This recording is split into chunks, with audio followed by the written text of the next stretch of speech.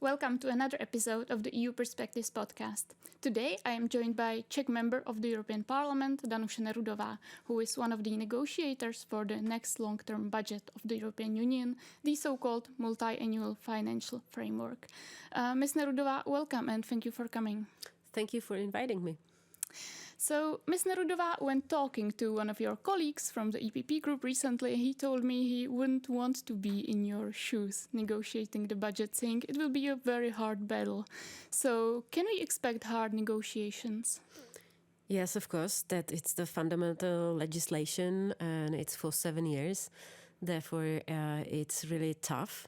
I am in the high-level group, which in fact is negotiating the Multi-Annual Financial Framework, which means that we are the group represented by Roberta Metsola, President of the European Parliament, being accompanied by the presidents of the groups in the European Parliament and the rapporteurs of Multi-Annual Financial Framework and rapporteurs on new own resources, which am I. Therefore, it's really like a circle of very interesting people, and we are giving the mandate to Roberta Metsola, the President of the European Parliament, to negotiate with the Council and with the Commission. And I have to say that I've been on the board of very important negotiations, but the last one was very sharp. I was really surprised because we were very sharp with the Commissioner for the budget, trying to change the proposal which is on the table. And I have to say that we have been successful, only partly, but like 2/3 of what we wanted from the Commission, the changes, have been finally presented by the Commission to the nego box in the Council.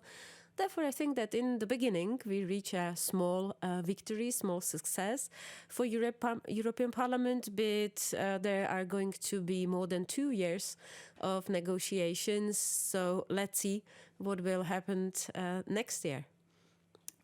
What were the main issues that you had with the proposal, and how satisfied are you with the changes that Ursula von der Leyen has proposed following a threat by the European Parliament saying they might vote to reject a part of the proposal? Yeah, the threat was very serious. The presidents of the biggest groups in the parliament even wrote the letter to the Commission threatening by rejection of the proposal. And I think there were three main criticism of the current proposal. First was that the cohesion policy, which in fact is represented by national, regional plans, is based on RRF, or the rules which are valid in RRF, which is currently at the moment. And well, we see it as not very efficient, and we see a lot of problems, and we see that there is a huge decrease of the role of the Parliament because it's just a ping pong between the Commission and the national member states. And we wanted to change this. That's the first criticism. Second was that the program is very broad, that it covers together agriculture, forestry, agriculture, forestry, and cohesion policy, and well, without any boundaries. And we have been arguing that there should be some boundaries, and because well, nobody wanted end up, for example, in some countries that 100% would be devoted to agriculture policy, and there would be zero for cohesion policy. So this was also very essential part. And then the position of the Parliament in general, because we see that in some parts of the proposal, the role of the Parliament is decreased in comparison with the current Multi-Annual Financial Framework. So those were the three main criticisms which were written in the letter which was sent to the Commission. And well, two of them have been accommodated by the Commission and has been now inserted into nego box into the Council for negotiations. So we think that it was a victory for us, but still the one which was the decreased role of the Parliament. This is the one we will be pushing forward in further negotiations. Why? Because the Multiannual Financial Framework is consisting of the money of the European taxpayers. And we are the only institution which is directly voted in the elections. Therefore, we want to have a control over the money which are spent in Europe. This is our opinion, and we will, of course, pushing forward this in the current and upcoming negotiations we have ahead of us. In general, I would say that the idea of MEPs rejecting the proposal and opposing the proposal with such a force is quite new, while the Parliament, of course, needs to approve the Multiannual Financial Framework. In the past, really, the role of the Parliament hasn't been that strong. So do you think that you have set a new precedence? Should the Parliament in general play a bigger part in budgetary policy in the European Union?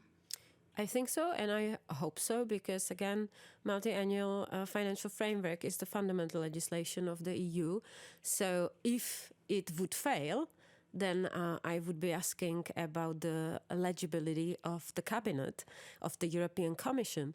That's why we have been talking about the fact that if the Commission will not come up with the changes and will not react on the criticism which was done from our side, then we are prepared to reject the proposal, because it's the fundamental piece of legislation. And honestly, the European Union is facing a lot of challenges. We wanted the Commission to come up with the budget which would have a high ambition, which is not true.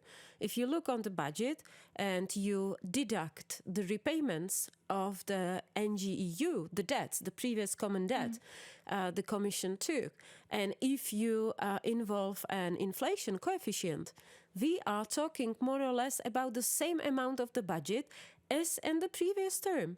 And if you take into account that there are 27 member states and the volume of the budget is as the budget of Denmark.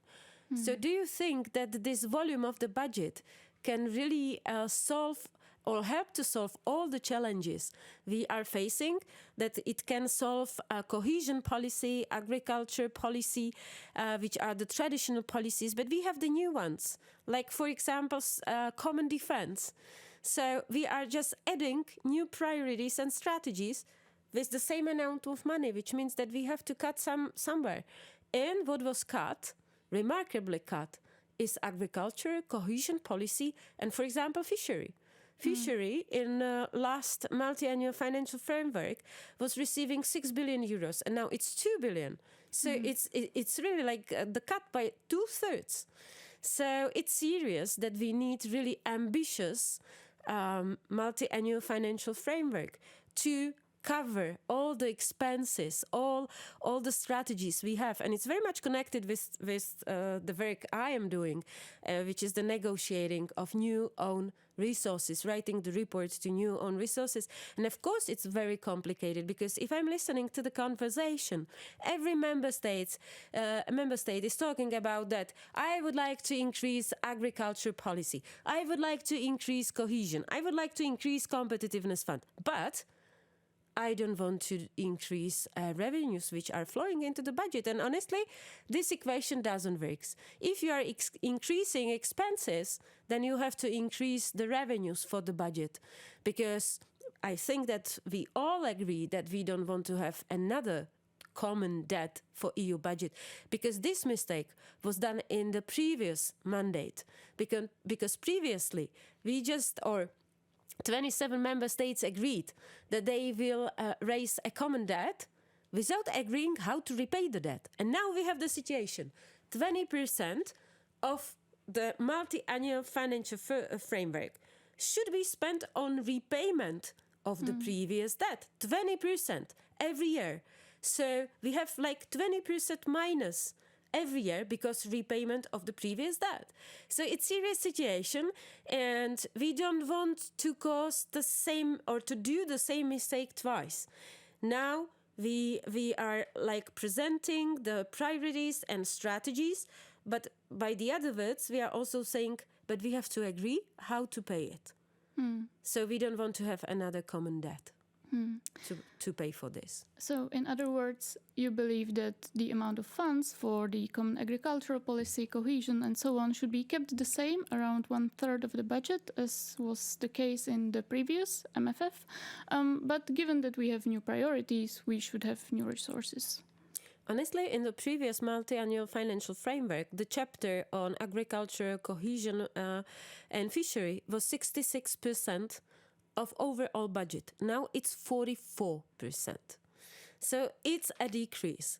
The only thing I am talking about is that if we are repaying 20% of the budget, if we would like to keep the same volume of agriculture policy subsidies, the same volume of the cohesion, and we are adding common defense, you have to add the revenues, because otherwise the equation cannot be solved. That is what I'm saying. Right. Of course, you are the reporter for the new own resources, so you will be the one negotiating that. But even just now, looking at the reactions from the member states, we have seen very negative reactions. Some member states straight up reject some of those. For example, the corporate resource for Europe, which is a contribution from companies operating in the EU whose net turnover exceeds 100 million euro a year. So how far do you think you will be able to get, given that the reactions have been so critical from the start? Well, this is the game which, for the beginning, is played in the Council. Of course, there is a lot of criticism. Some countries, like Germany or Spain, are criticizing core, this new own resource. Some countries, like Poland, are criticizing ETS1. I'm happy that there is no ETS2 source, because now we even are not able to reach the common position on ETS2. But still, there are countries having objections against ETS1. There are countries which are having objections against TEDOR. There are countries talking about the fact that we do not want to have new own resources. We would like to have just a GNI resource. But then there are countries like Sweden, which knows that, and the Sweden is the perfect example, if there would be no own resources in the budget, their contribution from GNI would double. So the situation is very complicated. And I think that there has to be really a strong discussion and strong compromise amongst the countries what's going to be the source of the multi-annual financial framework, whether at the end of the day we will end up with the increase in GNI resource, or whether we can agree at least on one. If not, is there any other we could agree on? So I expect very complicated negotiations. But I'm happy that, for example, Czech Republic for decades had the position that we would like to have a minimum European budget. But now the Czech Republic has changed the position slightly, starting to think about the fact that, well, with this minimum budget, we cannot finance a common defense. So maybe we need more finances. But the discussion is opened. We have some corridors for the game, and let's see what will happen in the council, because we are the politicians and we need to have a very strong story for the capitals to explain to our voters why we need to increase the EU budget. They have to see the European value added. They have to see that if we will increase the revenues into the budget, for example, we will be better in defending ourselves. So they need to know the story. And it's up to the prime ministers, it's up to the ministers of finances to come up with these stories back home to capitals and to negotiate in the council. Parliament is a very important player in this process, very strong player. And I know, well, nobody would like to be in my shoes. It will be difficult to wear my shoes, but we are in very close contact with the commissioner for the budget, in very close contact with all the heads of the groups in the European Parliament, and I think that we have certain common priorities in the negotiation. Of course, that if you go deeper into the details, there are bigger divisions, but in the fact that 20% of the budget is going to be to spend for the repayments. I think it's quite obvious to everyone. So, well, we have 2 years for negotiation. We just started, and let's see how it will be. I think even the European Commission in the original communication from summer called it squaring the circle. So that maybe already they highlighted how difficult of a negotiation that will be. One of the issues or aspects of the negotiations is that member states need to approve the budget unanimously. Do you think that should change? Will we ever be able to have a truly ambitious budget that maybe we would need right now with the new priorities ahead of us, while still requiring unanimity? I think it's a long-term pain of the EU, misused by Fico and Orban, that there is a unanimity trying to block everything. Well, it's up to the will of the member states. I think it's going to be a must in the future, especially with the change in the external environment, with the change in the report of US administration. We are just reading that they just would like to watch Indo-Pacific, not Europe. They don't want to be a global police, which by the other words is that Europe, you have to care about yourself. So all these are new things for us, and Europe needs to be strong. Europe needs to care about herself. And of course, that if we need to be strong, if we would like to be strong, and we need to be strong, that's the only way how to survive in this global setting. We need to have more unanimity and unity and everything. And I think we will be also heading to the discussion about the reform of the institution, about the reform of the treaties, because it's essential in such an environment. It's going to be very tough, very difficult, especially in the environment that you have the wave of the populism and you have the wave of far-right parties getting into the government throughout Europe. But I think that the calculation is very easy. It's impossible for a country like Czech Republic, being relatively small in the heart of Europe, not being the part of the EU. None of those countries in the EU are able to defend by themselves. None. And I think it's the basic reason why to be the part of the EU and why to talk about the change of the rules, so the European Union would be much more stronger. And if you look or if you hear, usually those who are talking that the European Union is weak are those who are just spreading the Russian propaganda. You mentioned here the names of the prime ministers of Slovakia and Hungary. Listening to one of your speeches at the plenary a few months ago, I heard that you said you basically criticized that there isn't enough of that the anti-corruption measures in the MFF aren't sufficient. Yeah. I just named Fico as not Orban, as a gold digger. So has anything changed in that regard from the original proposal, or what kind of changes would you imagine could happen to make sure that European taxpayers' money are really spent the way that they are supposed to be spent? Well, I think that we have to stick to the rule of law and very strong role of control committee of the European Parliament. That's why we would like to increase the role of the Parliament in the budgetary process. And I think that the current developments in Slovakia, the fact that Fico would like to abolish the office, the whistleblowers office, which in fact is in conflict with the EU legislation. In fact, he would like to just switch off the light when there is a division of the European money. This everything shows us that we have to be very tough, and we have to keep all the rules, and it's necessary to stick to the rule of law, to have the control how the money of the European taxpayers are spent across the Europe. And yes, Slovakia and Hungary are the perfect examples, because we already applied the rule of law on the case of Hungary, stopping Erasmus programs and things like this, because there was a breach of rule of law.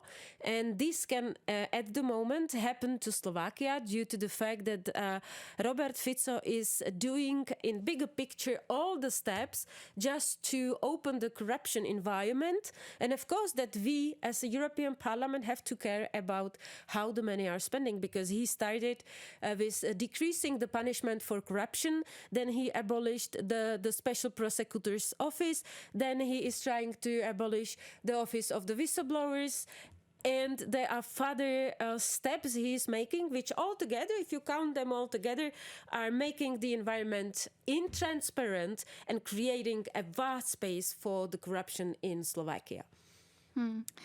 Thank you. Going back to the structure of the budget, there is focus on the so-called projects of common interest, large-scale cross-border EU initiatives where member states can pool funds in strategic sectors like green energy, digital tech and health. Is that the way forward? Should more funds be spent on this? I think that the most important part of the EU budget is the competitiveness fund. And I'm telling that being from the country still receiving money from cohesion funds, heading 1. Competitiveness fund is heading 2. And I think it's very important for countries like Poland, Slovakia, Czech Republic, Hungary, because we need to access this money. And I'm also a rapporteur on the opinion of Econ Committee on Competitiveness Fund. And I can tell you that we will heavily be trying to find the solution so that also those countries will be on board of this. It's a biggest part of the budget. There is 160% increase in this chapter. And I think that we have to be on the board, because if those countries will not be on the board, I think that we have the threat of double speed Europe, which is something we don't want to have. It's 400 billion euros, and it should be distributed equally, and every country in the EU should be on board of competitiveness fund. We are nearing the end of our time here, so one last question. We have mentioned several challenges in the negotiation process, so there needs to be a deal by the end of 2026. Do you think it will be a good one? Well, the deal has to be at the end of 2027, in fact, 2027. So we have still 2 years more for the negotiation. Well, at the end of the day, I hope there is going to be a good deal. At least I will invest maximum effort to reach the good deal. But of course, that it is also depending on the fact whether we will be able to search for a strong compromise. But I've already succeeded in searching a strong compromise when I was negotiating the decrease of the fines for automobile industry. And it was tough negotiation, but it happened to us to reach the compromise. So I hope that this will be also the same in case of new own resources and Multiannual Financial Framework. All right, well, good luck, and thank you once again so much for coming. And to you, thank you for listening to another episode, and until next time. Thank you for the invitation again.